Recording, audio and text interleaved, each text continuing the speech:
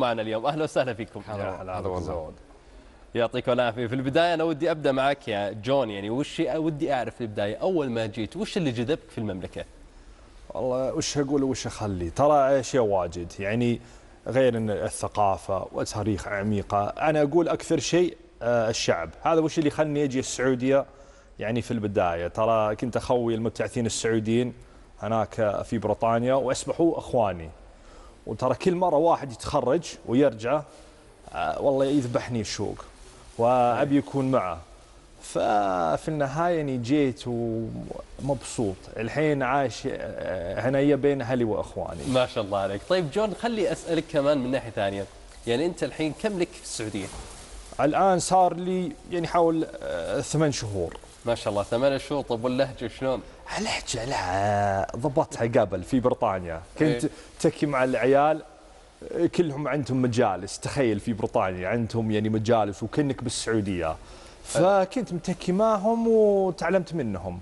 ففي كذا يعني كم سنه قبل، وترى جوش عنده تقريبا نفس القصه، في اي والله ترى في تشابه بين القصه. فجبت اللغه اتمنى اني ذكي للدرجه اللي اقدر اتعلم اللغه العربيه ب8 شهور، لكن لا بسم الله عليك، انت اتقنت اللغه يعني بطريقه ملفته للنظر صراحه. الواحد لما جيت للسعوديه وش اكثر شيء جذبك يعني، او اكثر مدينه، ايش العادات اللي حبيتها عندنا؟ اي زي ما قال جون، يعني وش اقول وش اخلي، بس اكثر عاده حبيتها في السعوديين فزعه السعوديين. يعني اذا صارت ظروف او موقف او وقت حاجه تلقى سعودي يساعدك ويفزع لك. انا اتذكر مره كنت ماسك خط من الدمام للرياض، وجيت اوقف على كتف الطريق، ونزلت على الرمل وغرزت. ما مرت أكثر من 5 دقائق وقف لي واحد بدي يحفر معي، بعدين وقف لي ثاني يحفر معنا، وشوي وقف لي ثالث بترك وسحبني. فهذا الشيء أكثر يعني أكثر شيء حبيته. ذاك بالنسبة لك يعني كنت تستغرب منها؟ جدا. يعني إذا واحد يوقف لك مو بس واحد ولا 2 3، يعني سبحان الله. ما شاء الله تبارك الله. طيب كمان يعني جون، أنت يسمونك جون بدوي. الله اي ودي اعرف وش سبب تسميتك بهذا الاسم او هذا اللقب؟ والله شوف، انا احس لان اغلب اللي كنت اخويهم ترى بدوان، فانا مسكت اللهجه وحبيت البداوه. ترى انا عايش فتره بسيطه في الامارات لما كنت صغير، وحبيت هناك، وكنت مره مشتاق للالبر والباديه والالبل. فحتى حياتي هنا يعني اغلب الوقت لو اقدر اطلع من الرياض اروح الدوادمي عند الشباب والبداوه كذا، يعني على جوي مره.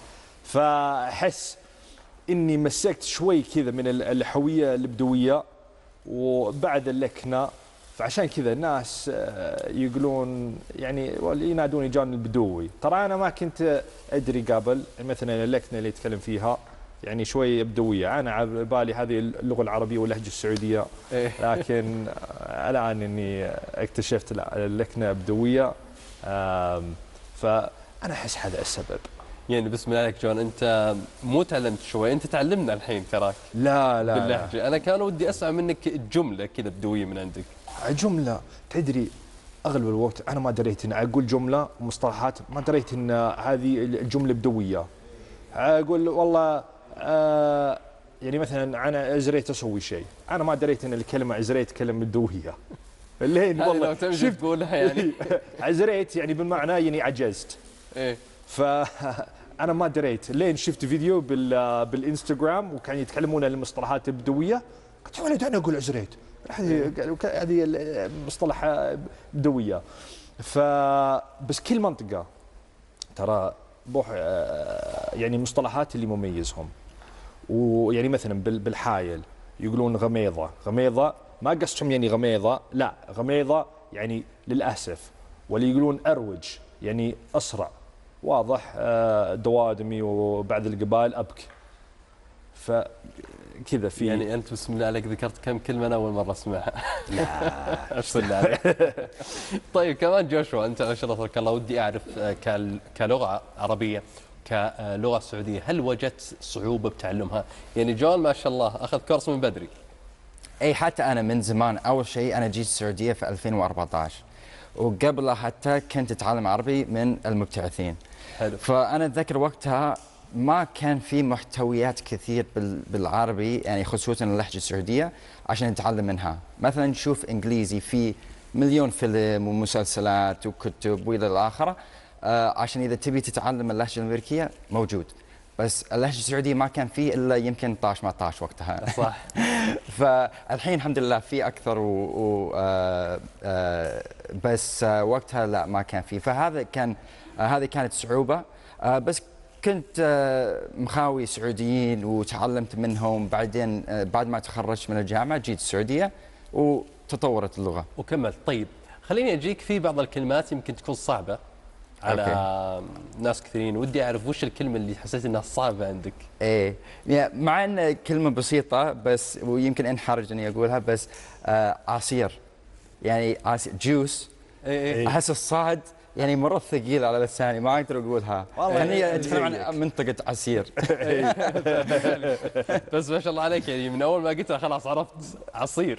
فواضحه يعني. مرات تجي مرات ما تجي، بس بتجيبها ان شاء الله دائما مضبوطه ان شاء الله. وبعدين ما شاء الله قاعد اشوف عندكم مخارج الحروف يعني صحيحه واضحه. بعد فيها زي الرجال ما قال، ترى انا بعد اخطي بالصاد واحيانا يطلع السين، والعيال والله ما يخلوني. اي والله.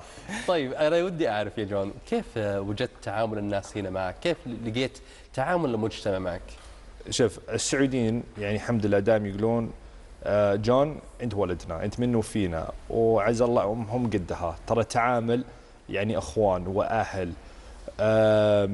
انا امس كنت اسولف مع الاجانب وقلت لهم بالانجليزي Saudi Arabia is the country of smiles، يعني السعوديه الدوله الابتسامه.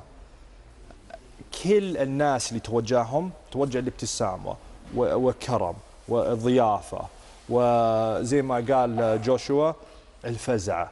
ترى السعوديين يعني يستانس لو يقدر يفزع لك.